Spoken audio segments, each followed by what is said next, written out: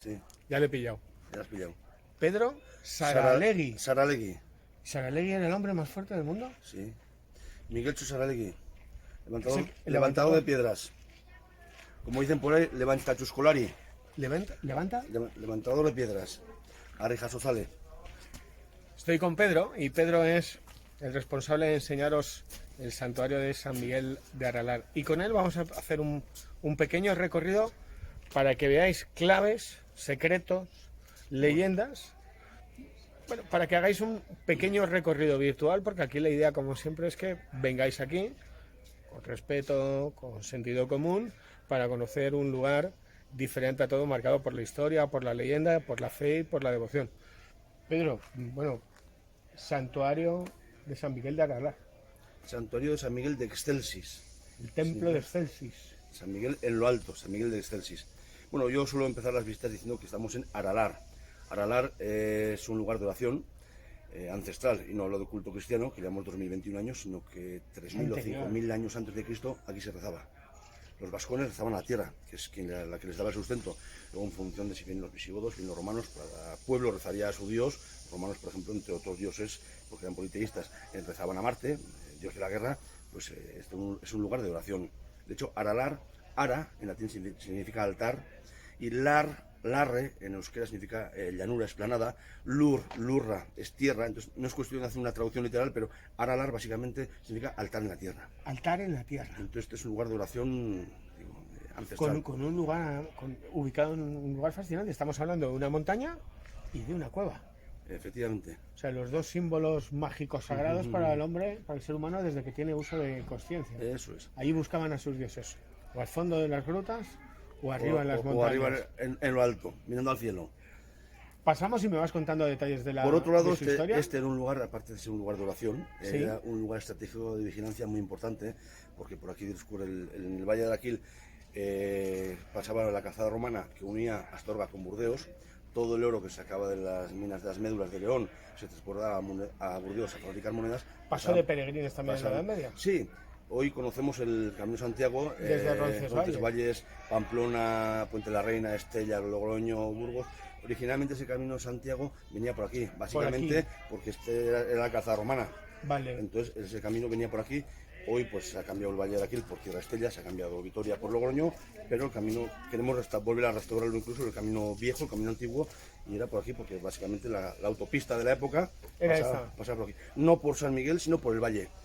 Por Zamarce. Por Zamarce, los peregrinos paraban en Zamarce, que entonces había un pueblo que se llamaba Aracoeli, de ahí viene el nombre del río o del valle Araquil, Aracoeli, altar del cielo. Entonces, qué bonito.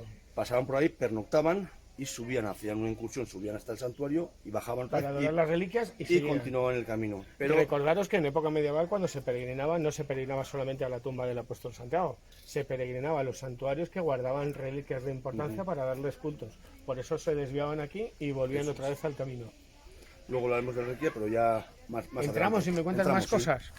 Oye, santuario, oficialmente referenciado a partir del siglo XI, de estilo románico, pero se piensa que hubo uno anterior. Sí, bueno, la leyenda de Teodosio de Goñi está datada en el siglo VIII, aproximadamente entre el 707 y el 714. ¿Qué nos cuenta? Yo antes he contado algo, la leyenda del caballero Teodosio y su mujer Constanza, la aparición de Butrón. La aparición del diablo, ese parricidio, su peregrinación. Para quien no la sepa. Para quien no la sepa, así rapidita, básicamente, cuando Teodosio vuelve de la guerra, se encuentra con un mendigo que dice que su mujer estaba siendo infiel con un criado.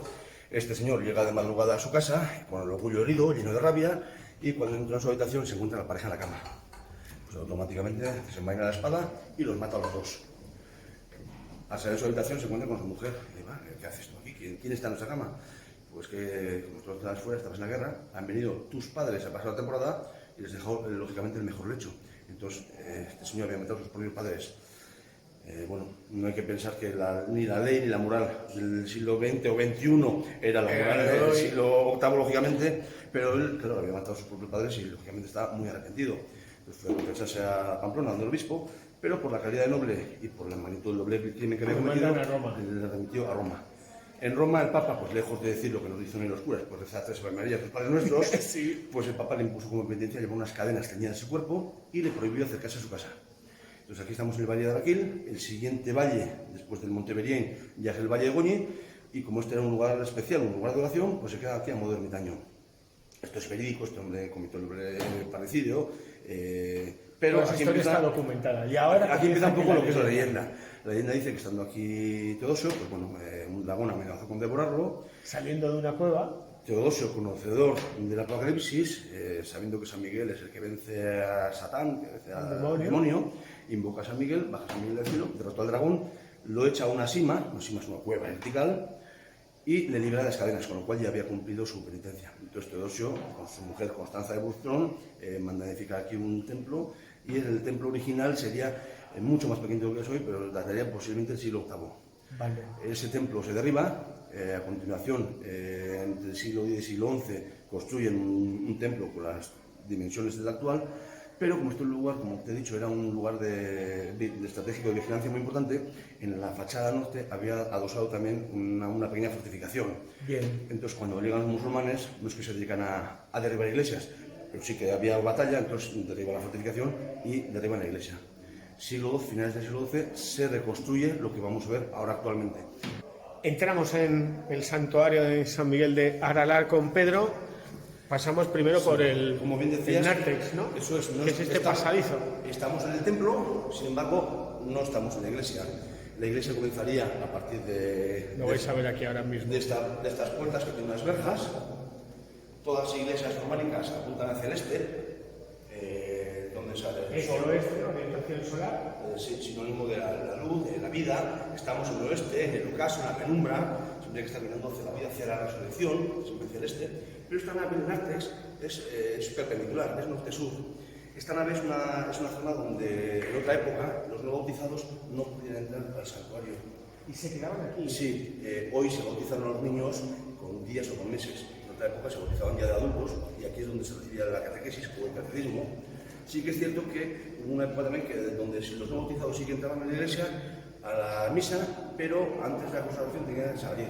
Podían oír la lectura de la palabra, pero tenían que salir porque no estaban bautizados. Hoy, por supuesto, puede entrar todo el mundo. Todo el mundo, pero en aquella época, cuando vengáis a sitios como el santuario de San Miguel de Aralar, os lo digo siempre, hay que viajar con la imaginación, hay que viajar en el tiempo. Eso es, hay que pensar en otra época. Convertirte en un hombre medieval, porque así entiendes y vives y sientes mejor los lugares. Oye, entramos al templo. Por aquí. Por aquí. Venga, te sigo. 4 escaleritas. Originariamente de una nave que se amplía en 2. Originariamente estamos hablando de una reconstrucción de finales del siglo XII, pero cuando terminan esta reconstrucción, construyen una iglesia pequeña, una capillita dentro de la iglesia. Esto es muy atípico. Sí que en las catedrales suele haber varios altares, pero en este caso, sí, pero son altares diferentes, no es una iglesia dentro de otra. En este caso sí. Ocurre algo parecido en Asís, pero en Asís era un templo muy pequeñito y con la gran afluencia de gente se hizo un templo mucho más grande y entonces el original, en lugar de derribarlo, se queda dentro. Aquí es al revés. ¿Qué sentido tiene? Aquí, esta capilla la construyeron literalmente encima de la cima, donde la dice la cueva. ¿Donde salió el dragón o donde le metió? Donde le metió. Vale. La diferencia entre cueva y sima, una cueva pues entra horizontalmente o con pendiente, y una sima es un agujero vertical. Un agujero vertical. Entonces, y esta capilla se construyó básicamente porque aquí se veneraba la imagen de San Miguel, una talla de madera del siglo VIII, y por otro lado el infante Ramiro trajo de Tierra Santa, de Jerusalén, de las Cruzadas, trajo un trocito de Lignum Crucis, un trocito de la cruz de Cristo. Entonces, ¿Fue el infante Ramiro? Yo pensaba que era Ricardo Corazón, No. El infante Ramiro. Sí. Vale. Primer detalle que nos encontramos antes de las cadenas. las cadenas. Estas cadenas tienen propiedades curativas. Aquí hay 3 lugares Sí. que mantienen rituales de paso, que yo conozco, Corrígeme si no la No, al revés. Uno. Al revés. Yo de San Miguel puedo saber más que tú, pero del resto del mundo tú sabes más que yo. No, por ahí no, escúchame, por ahí no. Uno, una piedra a la que venían los vecinos para pedir fertilidad, los matrimonios? Sí, esa piedra ya no existe, solía estar justo donde hemos puesto una rampa, hay unos accesos para minusválidos porque Y estaba ahí. hemos pasado por unas escaleras, pero que sepas que con silla de ruedas hay unas rampitas y se puede acceder a toda la iglesia. Eso es, cuando se trabaja bien desde cultura se hacen cosas así, que sea accesible los lugares para todo el mundo. Entonces la piedra que me Un comentas punto para quien mande aquí. estaba, para cultura estaba de en la la parte del fondo y esa piedra ya no está. Vale, pero existía. Existía, Y ahí sí. se venía a hacer un ritual de paso. Eso es. Otro ritual de paso es dar 3 vueltas al exterior del santuario para evitar los dolores de cabeza. No, las 3 vueltas se solían dar a lo que es esta capilla. Con las cadenas. No, 3 vueltas a la capilla. Y además ha reducido ese rito a dar 3 vueltas a las cadenas. A las cadenas. Entonces, hay quien las 3 vueltas las da así. ¿Eh? Cuando viene gente mayor o niños, alguien sujeta la cadena y los niños, la gente mayor, pasa por debajo. ¿Sí? Y si no, pues cada uno pasa. ¿Cómo? Sujeta. ¿Cómo es? A ver. Yo me iba por vosotros, no os acostumbréis. O sea, 3 vueltas. 3 vueltas. Una, 2 y 3. Tres. No os acostumbréis. Vale. Pues Y hay- es una cuestión de fe. Bueno, lo que los cristianos llamamos fe, los no cristianos llaman amuleto, talismán, superstición. Rituales de paso. Cada uno cree en lo que crea y que dice, yo en mi pulseta de la suerte, vaya chorrada. No, si realmente No, no. crees, la gente que cree le ayuda. En nuestro caso, tenemos fe. Entonces, estas cadenas incluso han hecho milagros. Para hacer un milagro, el ingrediente fundamental es tener fe. Bueno, ahí decía San Agustín que los milagros no se producen en contradicción con la naturaleza, sino en contradicción con lo que nosotros sabemos de ella. Aquí, a la derecha, vale, a la derecha encontramos un hueco que es ese que estoy viendo ahí, ¿no? Ese hueco de ahí. Y ahí se hace Esta capilla, antes de explicar lo que se hace, Vale. esta capilla, lo que te comentaba, aquí se veneraban las dos reliquias, una parte de la imagen de San Miguel y por otra parte el Cristo de Divino Crucis. Esta capilla, curiosamente, se le dotó 2 puertas, una frontal de entrada, otra lateral de salida, para evitar el impedimentos cuando había mucha gente. y la veneración. Entras de frente y nunca le das la espalda. Y esta capilla, como te decía antes, se construyó literalmente encima de la cima. Entonces, el agujero se encuentra en el fondo. Ese de ahí. Hasta hace unos 10, 12 años, comunicaba con la propia Sima. Entonces, ese agujero se hace un acto de fe o de valentía, que consiste en meter la cabeza.